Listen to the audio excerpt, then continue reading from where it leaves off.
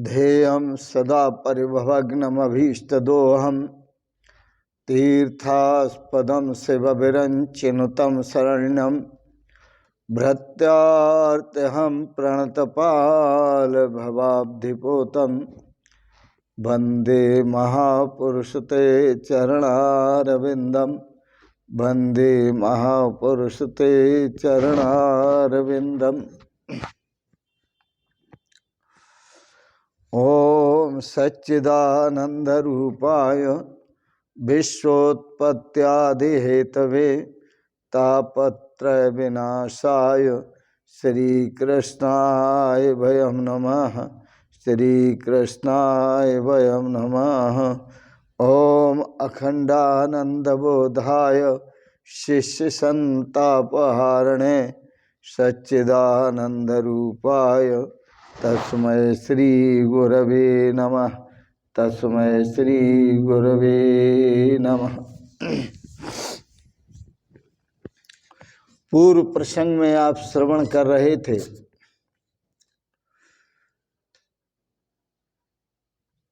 महर्षि अष्टावक्र जनक संवाद। भारतीय संस्कृति में जितने भी सद्ग्रंथ हैं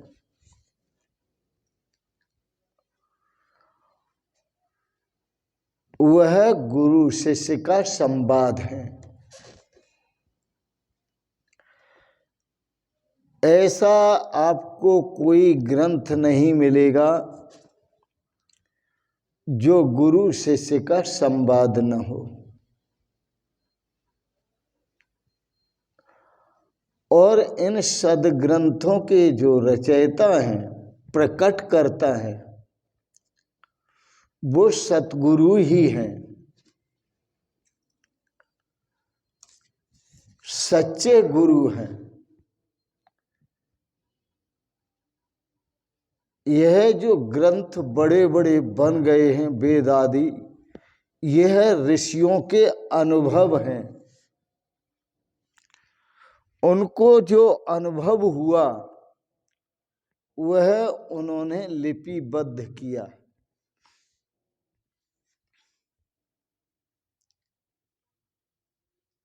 महर्षि अष्टावक्र के श्री चरण कमलों में पढ़कर राजा जनक, महाराजा जनक, सम्राट जनक अपनी जिज्ञासा कर रखते हुए पूछते हैं, कथम ज्ञानम आपनोति। हे प्रभु, मैं कैसे ज्ञान को प्राप्त होऊंगा। कथम मुक्तिर भविष्यति, मेरी मुक्ति कैसे होगी।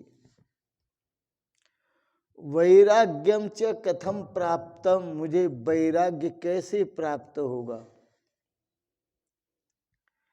एतद ब्रूहि मम प्रभो, हे मेरे प्रभु यह सब आप मुझे बताइए। यह पहला सूत्र है अष्टावक्र गीता का।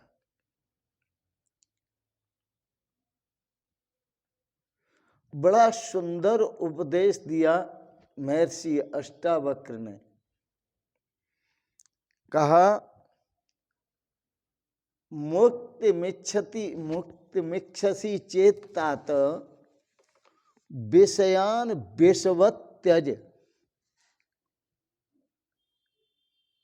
तात शब्द का अर्थ यहाँ प्रिय।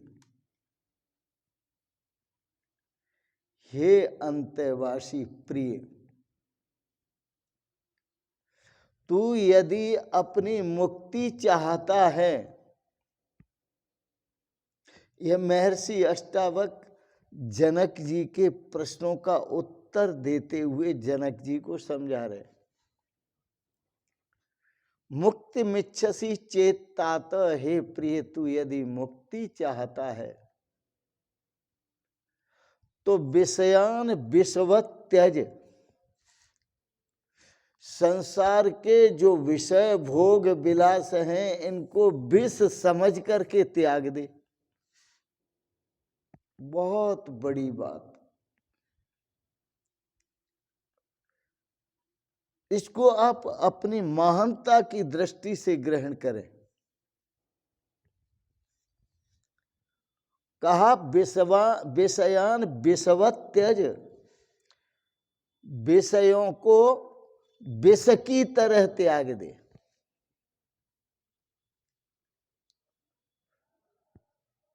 पर ध्यान रखना, विष तो विष होता है, परंतु विषय जो हैं वो तो बहुत भयंकर विष हैं, विष से भी भयंकर हैं। विषय जो हैं वो विष से भी भयंकर हैं। मेरी बात को समझे, क्योंकि विषयों को विष को तो जब आदमी खाता है, विष को जब आदमी खाता है तो मरता है, और विषयों को जब आदमी देखता है तो देखने से ही मर जाता है।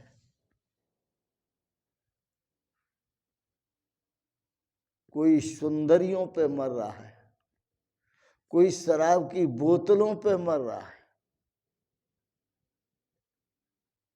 कोई बीड़ी सिगरेट पे मर रहा है। वो समझते हैं कि हम पी रहे हैं और जी रहे हैं, लेकिन वो मर रहे हैं, हर तरह से मर रहे हैं। वो समझते हैं कि हम संसार के सुंदर सुंदर भोगों को भोग रहे हैं और हम जी रहे हैं। वो जी नहीं रहे हैं, वो मर रहे हैं। इसलिए महर्षि अष्टावक्र ने राजा जनक को सावधान किया, राजन मुक्ति मिच्छसी चेत तात विषयान विषवत त्यज। हे तात, यदि तुम मुक्ति चाहते हो तो विषयों को विष समझ करके त्याग दो। यहाँ तो विषवत, विष की तरह जान करके त्याग दो, इतना ही कहा है। लेकिन संत महापुरुष और बढ़कर कहते हैं, वो कहते हैं विषय विष से बुरा होता, विषय विष से बुरा होता कि विष तन ही जलाता है। संत महापुरुष सतगुरुदेव भगवान आपको सावधान करते हैं कि विष यदि आप खा लेते हैं तो आपका शरीर ही नष्ट होता है।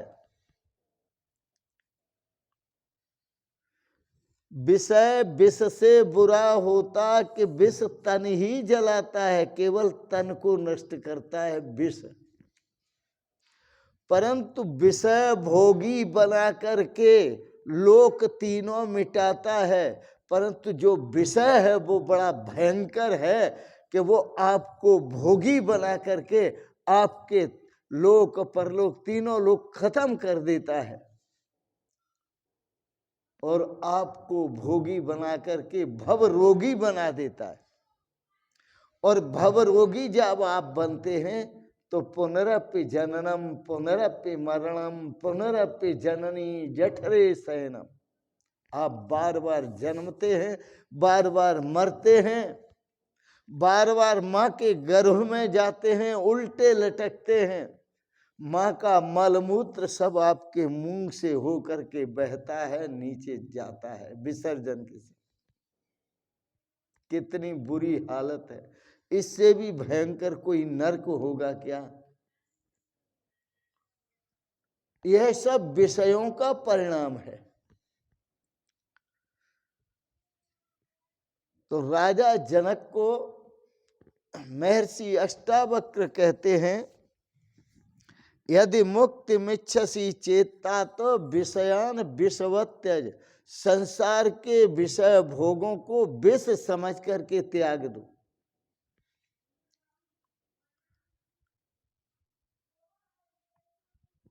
अब शंका होती है कि संसार के विषय भोगों में तो मन लगा ही रहता है, फिर तो कोई इनको त्याग देंगे तो कोई काम ही नहीं दिखता, कि फिर करें तो करें क्या करें। तो महर्षि अष्टावक्र कहते हैं करने के लिए मैं बताता हूं, फिर क्या करो तुम। इन विषयों को तो त्याग दो, क्योंकि ये विष से भयंकर हैं। और करने के लिए बताता हूं क्षमा, आर्जव, दया, तोष, पीयूष बद भज। हे राजन, क्षमा को धारण करो। यत्र क्रोध तत्र क्षमा। जब जब जहां जहां क्रोध आए वहां वहां शांत रहो। सामने वाले ने गलती की है और किसी को कहा जाए और दूसरा उस पर क्रोध कर रहा है, उस क्रोध करने के बाद क्रोध करने वाले को कहा जाए कि तुम शांत रहो, तो उसकी वह 1000 त्रुटि और गिनाने लगता है कि इसने ऐसा क्यों कहा, ऐसा क्यों किया, ऐसा कैसे बोला। पर यहां कहते हैं गिनती नहीं गिनानी। यत्र क्रोध तत्र क्षमा। आप समझ लीजिए वो अज्ञानी है, निर्बुद्ध है, उसको ज्ञान नहीं है, इसलिए बोल गया है। आप शांत हो जाओ,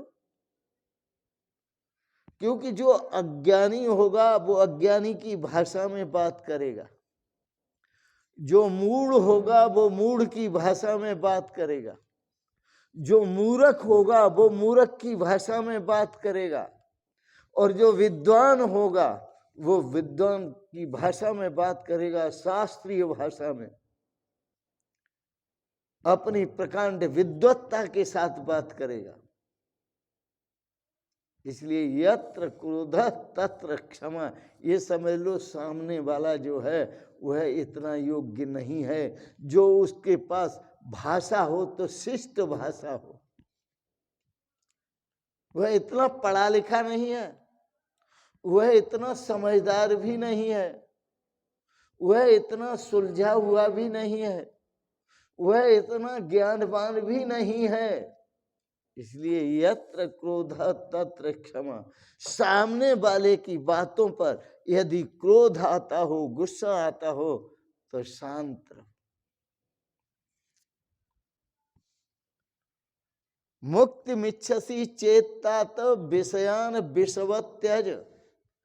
तो पहला सूत्र दिया, यदि तात है प्रिय तुम मुक्ति चाहते हो तो विषयों को विष के समान त्याग दो। और करो क्या? क्षमा। पहला दूसरा सूत्र दिया क्षमा, क्षमा धारण करो। यत्र क्रोध तत्र क्षमा। जब जब आपको क्रोध आए, गुस्सा आए, वहां वहां शांत रहो। अपने आप को शांत करो। वह अपनी बात कहनी है, कहो, लेकिन क्रोध में आग बबूले होकर मत कहो। आर्जव, तीसरा सूत्र दिया आर्जव। आर्जव का अर्थ होता है सरलता।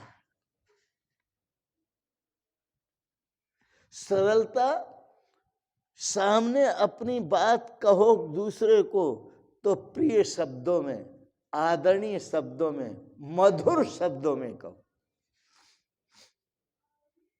कितनी सुंदर बात।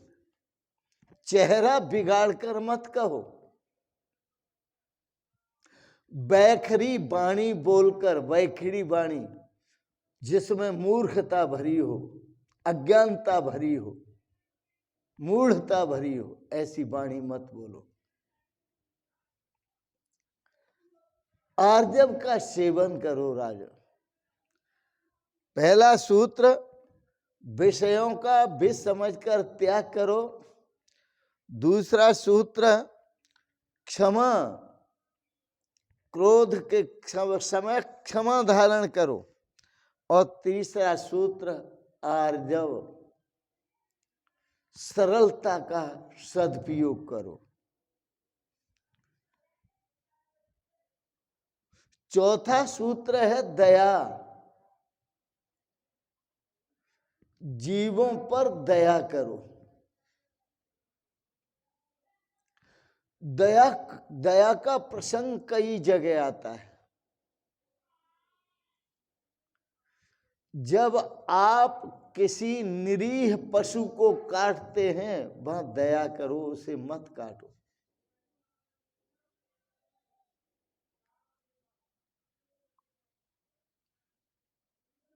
दया करो।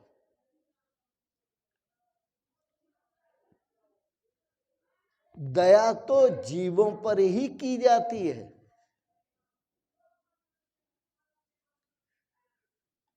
यहां किसी को सद उपदेश देना, सद मार्गदर्शन करना निषेध नहीं है।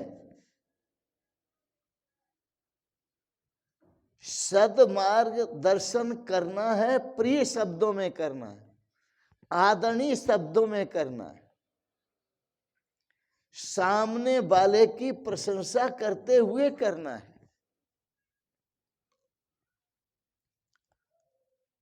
दया भाव रख करके करना है। इसका मैंने उद्धार करना है।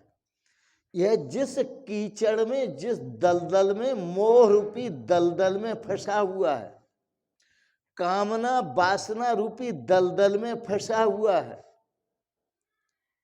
मूढ़ता रूपी दलदल में फंसा हुआ है, तो आप क्षमा को साथ रख करके दया करेंगे और दया करके उसको वहां से निकालने का प्रयास करेंगे दलदल से, तो आप सफल होंगे।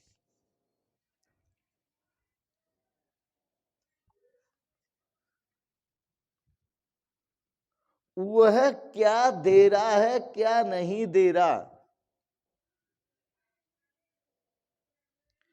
इस पर बिल्कुल विचार नहीं। जो आपको मिला है उसमें आप संतोष करेंगे।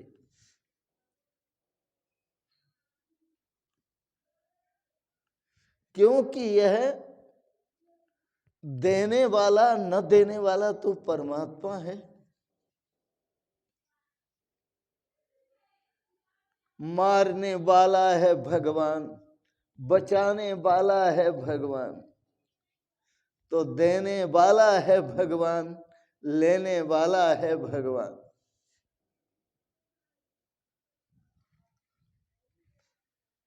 इसलिए प्रबुद्ध पुरुष को, ज्ञानी पुरुष को अपने आप में सदा संतोष रखना चाहिए। यह आपको प्रेरणा इसलिए दी जाती है कि संतोषी सदा सुखी। जो संतोषी पुरुष होता है वो सदा सुखी रहता है।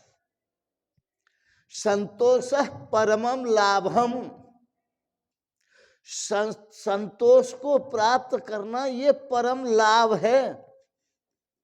संतोष से बड़ा और कोई लाभ नहीं है, यह परम लाभ है।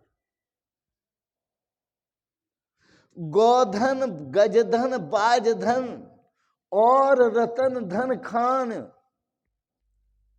गोधन, गजधन, बाजधन और रतन धन खान, जितने भी धन हैं सब ये धूलि के समान हैं। गोधन, गजधन, बाजधन और रतन धन खान, जब आवे संतोष धन, सब धन धूर समान।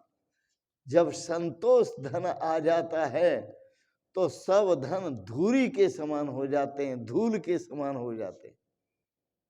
यह सबसे उत्तम धन है। इस धन की कमाई करो। तो संतोषः परमम लाभम, यह संतोष रखना परम लाभ है। पांचवा सूत्र और छठा सूत्र सत्यम पीयूषवद भज। राजन, महर्षि अष्टावक्र कहते हैं, राजन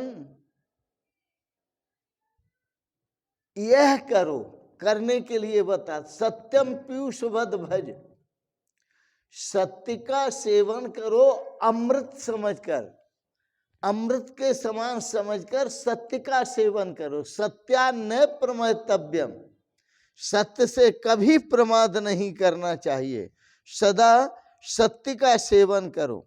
और फिर कहा इन सभी को, विषयों के त्याग को, क्षमा को, आर्जव को, दया को, संतोष को और सत्य को, हे राजन अमृत समझकर इनका सेवन करो। यह अमृत है,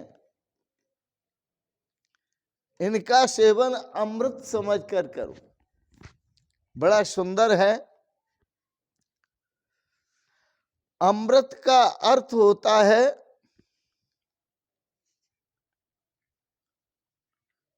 जिसे सुंदर जीवन मिला,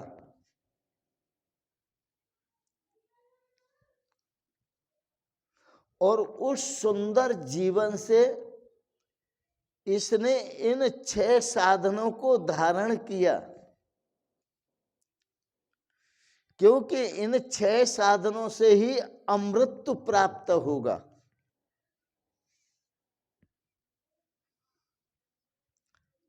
और जब अमृत को प्राप्त होगा साधक, तब उसे पता चलेगा कि मैं तो उस तत्व को प्राप्त हुआ जो कभी मरता ही नहीं है। उसे फिर वो ऐसे अमृत का पता चल जाएगा कि जो कभी मरेगा ही नहीं।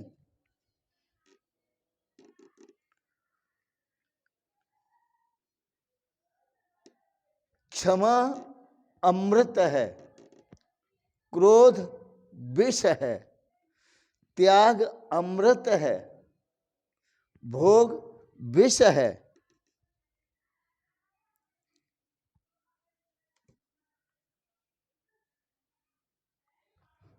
आर्जव कुटिलता विष है, आर्जवता अमृत है।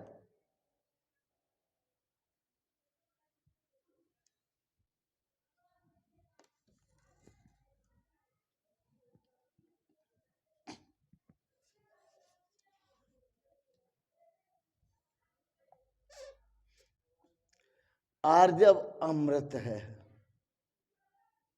आर्जव का अर्थ होता है सरल, सरलता अमृत है। कठोरता क्रूरता विष है, करुणा अमृत है।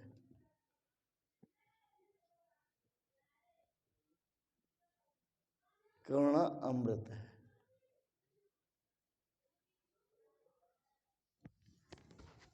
इसलिए जो भक्त हैं वो भगवान से कहते हैं, दया की न होती जो आदत तुम्हारी, तो सुनी ही रहती अदालत तुम्हारी। इसलिए भगवान सब पर दया करते हैं। संतोष अमृत है, असंतोष विष है।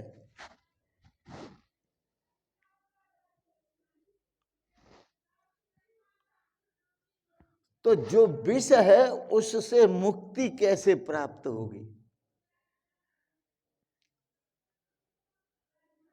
जो विष है उससे मुक्ति तभी प्राप्त होगी कि जो है उसकी आकांक्षा, और जो नहीं है उसकी आकांक्षा भी नहीं है।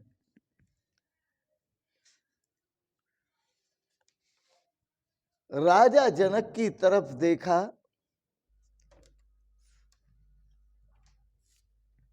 महर्षि अष्टावक्र ने और सुंदर उपदेश दिया। मुक्तिमिच्छसि चेतात विषयान विषवत्यज क्षमा आर्जव दयातोष सत्यम पीयूषवद भज।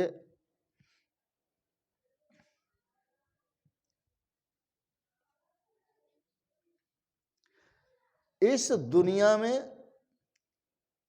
सम्मान उनको मिलता है जो सम्मान नहीं चाहते। इस दुनिया में संपत्ति उनको मिलती है जो संपत्ति नहीं चाहते।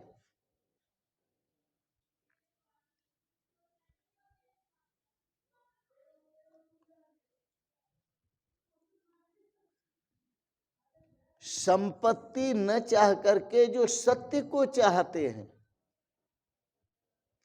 सम्मान को न चाह करके जो परमात्मा को चाहते हैं, उन्हीं को श्रेय की प्राप्ति होती है।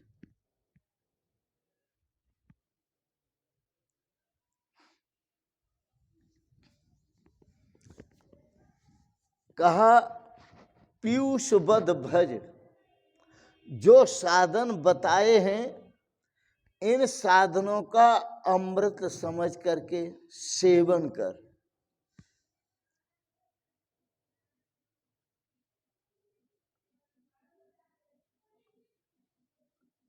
जो मोक्ष है तू चाहता विष संभिषय तजता तरे।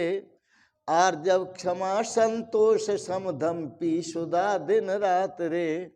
संसार जलती आग है, इस आग से झट भाग कर। पहचान अपने आप को, हो जा अजर हो जा अमर। हे तात, अपने आप को पहचान, अपने अजरत्व को देखो, अमृत को देखो। तीसरा सूत्र लेते हैं। पृथ्वी नहीं, जल भी नहीं, नए अग्नि है तू, नए है पवन। आकाश भी तू है नहीं, तू नित्य है चैतन्य घन।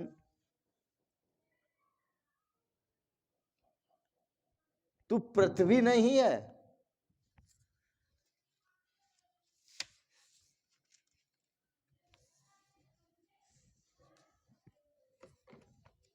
तू पृथ्वी नहीं है। महर्षि अष्टावक्र राजा जनक से कहते हैं, अपने स्वरूप को पहचान। तेरा जो स्वरूप है बड़ा अद्भुत है। न पृथ्वी न जलम न अग्निर न वायुर्द्यौर न वा भवान। एषां साक्षिणम आत्मानं चिद्रूपम विद्धि मुक्तये। बड़ा सुंदर कहा। महर्षि अष्टावक्र ने कहा, राजन तू पृथ्वी नहीं है और तू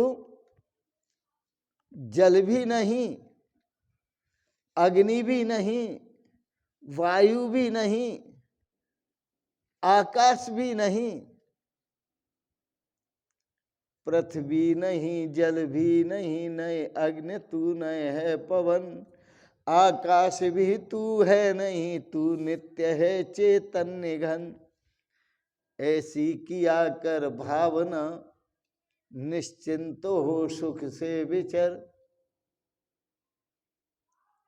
इन सबसे तू मुक्त है, ऐसी भावना किया कर। और मुक्त तो है ही इन सबसे, लेकिन एषां साक्षिणम आत्मानं चिद्रूपम विद्धि मुक्त है। हे राजन, तू अपने आप को पहचान। तू इन सब का साक्षी आत्मा है। एषां साक्षिणम आत्मानं, इन सब का साक्षी आत्मा है।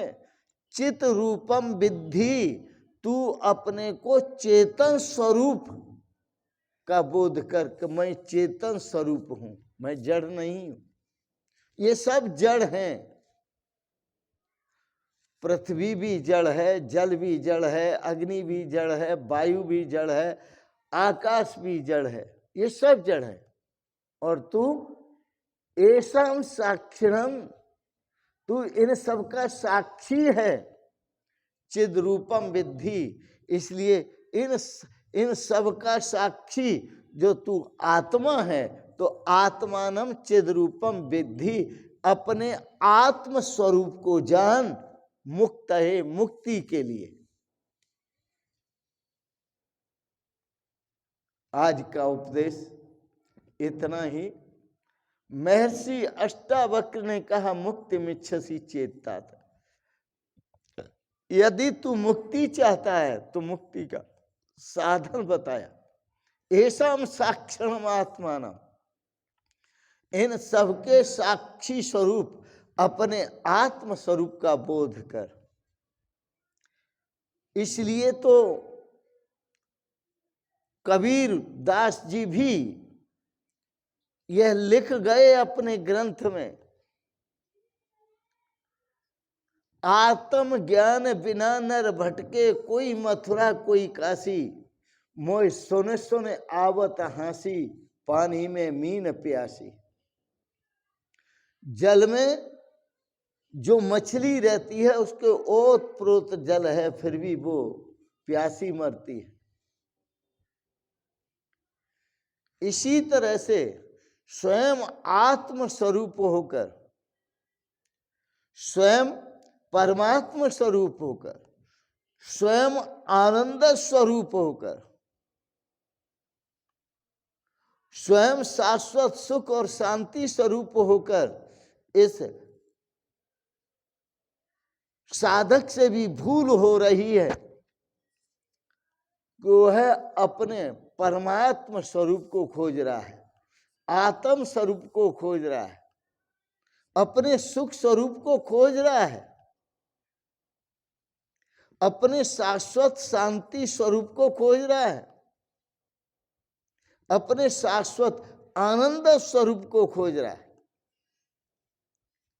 जैसे मछली जल में रहकर और जल को खोज रही है, प्यासी मर रही।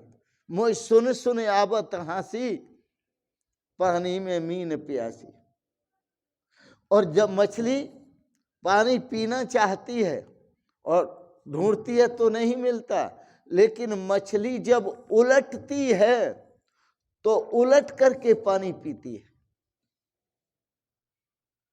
उलटने का मतलब और सीधे का मतलब है कि मछली जब समुद्र में पानी पीती है, सीधी सीधी तैरती है और पानी पीती है, तो मुंह से पीती है और उसके गलेफू जो होते हैं साइडों पर, मुंह से पानी जाता है और साइडों से पानी निकल जाता है, गलेफुओं से निकल जाता है। कभी देखना मछली। और जब मछली उलटती है तो उलटकर पानी पीती है, तब वह पानी उसके पेट में जाता है, उसको तृप्ति मिलती है। इसी तरह राजन, जो दृष्टि संसार के विषयों पर है, यह दृष्टि हमने उलटनी है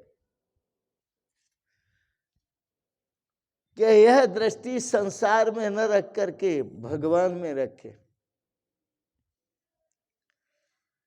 नाशवान संसार को न देखकर भगवान अविनाशी परमात्मा को देखे, आत्मा को देखे। इस विषय सागर में न डूबकर उस परमात्मा स्वरूप आनंद सागर में डूबे। दुखालयम अशाश्वतम, यह सारा संसार दुख का घर है और क्षण भंगुर है। इसलिए इस संसार में न डूबकर हम शाश्वत स्वरूप, अविनाशी स्वरूप उस परमात्मा के अविनाशी सुख का अनुभव करें, अविनाशी आनंद का अनुभव करें। इसी में आनंद है, इसी में श्रेय है और इसी में सौभाग्य है। आज के प्रवचन को यही विराम देते हैं। आपने बड़े प्रेम और श्रद्धा से महर्षि अष्टावक्र गीता पर जो प्रवचन श्रवण किया, इसके लिए बहुत बहुत अनुग्रहित हैं और आप सबके प्रति मंगलमयी शुभ कामनाएं करते हैं।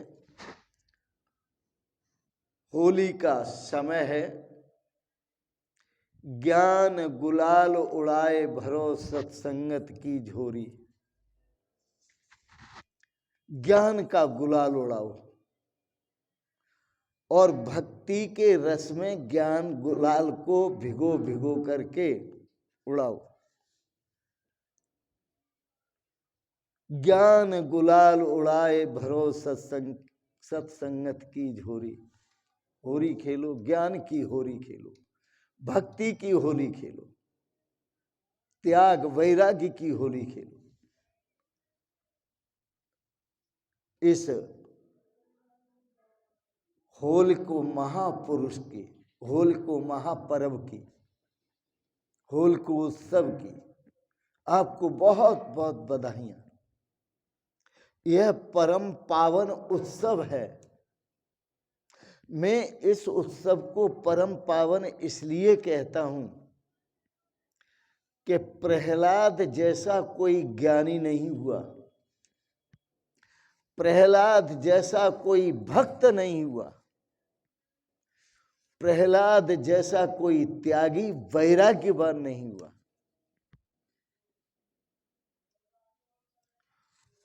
प्रहलाद उस पूर्ण ज्ञान को उपलब्ध थे, प्रहलाद पूर्ण भक्ति को उपलब्ध थे, प्रहलाद पूर्ण त्याग वैराग्य को उपलब्ध थे। उनकी संसार में संलिप्तता नहीं थी, वो भगवान के रंग में रंगे हुए थे, भगवान की भक्ति में रंगे हुए थे। मैं आज इस होल को उत्सव के समय में, आज एकादशी है और सुंदर आपको उपदेश मिला है, विषयान विषवत है। इन इंद्रियों को विषयों के रस में मत डुबोवो, इन इंद्रियों को भक्ति रस में भिगो, भक्ति रस में सराबोर करो, भक्ति रस में डुबो और इन इंद्रियों पर भी ज्ञान का रंग चढ़ाओ, भक्ति का रंग चढ़ाओ, सत्कर्मों का रंग चढ़ाओ, त्याग का वैराग्य का रंग चढ़ाओ। इसी में आनंद है। और आप सबको होली की बहुत बहुत बधाइयाँ, बहुत बहुत शुभकामनाएं। रोज आपको मैं बधाइयाँ भी दूंगा और शुभकामनाएं भी दूंगा। संतों का जो काम है वो अपना पूरा करेंगे, आगे का आप समझेंगे, जो उचित है वो आप करेंगे। तो इन शब्दों के साथ वाणी को विराम देते हुए और आप सबके प्रति मंगलमयी शुभकामनाएं करते हुए, बहुत बहुत शुभकामनाएं, बहुत बहुत आशीर्वाद और बहुत बहुत प्रणाम प्रणाम प्रणाम।